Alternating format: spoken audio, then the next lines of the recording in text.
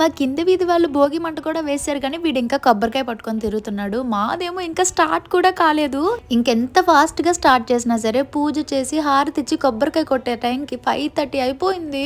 అంత కష్టపడినా అది కొంచెం కొంచెమే వెలిగింది. ఈ లోపు మాకైతే భోగిలో వేయమని పంచదార ఇచ్చారు. అసలు పంచదార ఎందుకు వేస్తారు భోగిలో నాకైతే చిన్నప్పటి నుండి తెలీదు. నా సోకులకి పోటీ వచ్చే వాళ్ళు ఎవరైనా ఉన్నారా అంటే అది వీడే. ఇంకా తెలివితేటలు అయితే మా ఆశ నాకు పోటీ ఇస్తుంది. పాల ప్యాకెట్ లేవని చెప్పి అదే షాప్ ముందు పాల వాడి కోసం వెయిట్ చేసాం కానీ పక్క షాప్కి వెళ్ళలేదు ఎవరో చెప్పినంత వరకు. ఇంకా పాల ప్యాకెట్ తీసేసుకొని పండగ కదా పక్కనే పువ్వులు అమ్ముతున్నారని కొనుక్కోవడానికి అయితే వెళ్ళాము. ఇంకా మా తెలివైన ఆశ అయితే దాని వీడియోలు తీస్తున్నా అని చెప్పి వాళ్ళు చెల్లని కథలు అయితే దాక్కుంటుంది. ఇంతమంది క్రౌడ్ ఉన్నారు. సరే అమ్మకు కూడా ఏదైనా కావాలని కాల్ చేస్తే ఇవన్నీ తీసుకురమ్మని చెప్పింది.